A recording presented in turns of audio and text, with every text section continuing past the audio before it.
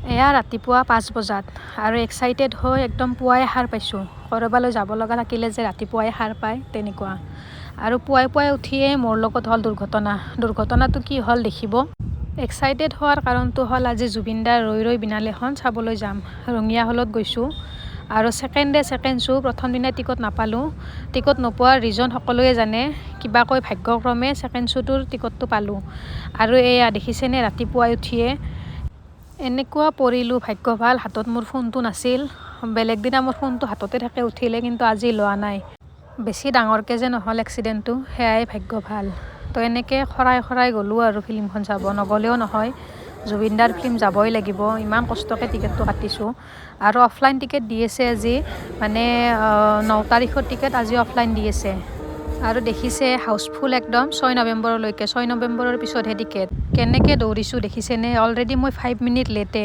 সেনেকৈ সোমালোঁ আৰু দৌৰি ভৰিৰ বিষ ক'ৰবাত ৰ'ল আৰু ফিল্ম শেষ হোৱাৰ পিছতহে বিষ অনুভৱ হৈছে। সঁচাকৈ কৈছোঁ, ফিল্মখন এনেকুৱা বনাইছে, মই বেছি নকওঁ কাৰণ বহুতে চাব লগা আছে।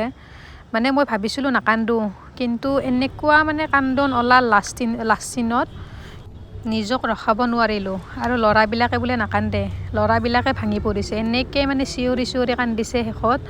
আমিতো ছোৱালী, কেনেকৈ ৰখাম নিজক? একদম মানে সকলো ভাগি পৰিছে। এনেকুৱা বেয়া লাগিছে যিখিনি দেখাইছে লাষ্টত।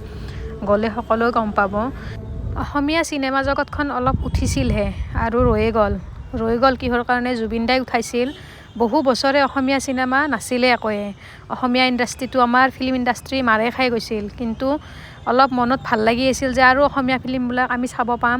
আৰু মা দেউতাহঁতে আগতে সৰুতে লৈ গৈছিল, সেইবিলাক স্মৃতি আৰু ঘূৰাই পাম। কিন্তু এয়া আৰু সম্ভৱ নহ'ব চাগে, কাৰণ যিজন ব্যক্তি আছিল অসমীয়া চিনেমাৰ গুৰি ধৰোঁতা, সেইজনে নাই এতিয়া। তো বহুত বেয়া লাগি আছে। চাওঁ আগলৈ কি হয়। অলপ আৱেগিক হৈ ক্লিপকেইটা লোৱা গৈছে, কোনেও যাতে একো ভুল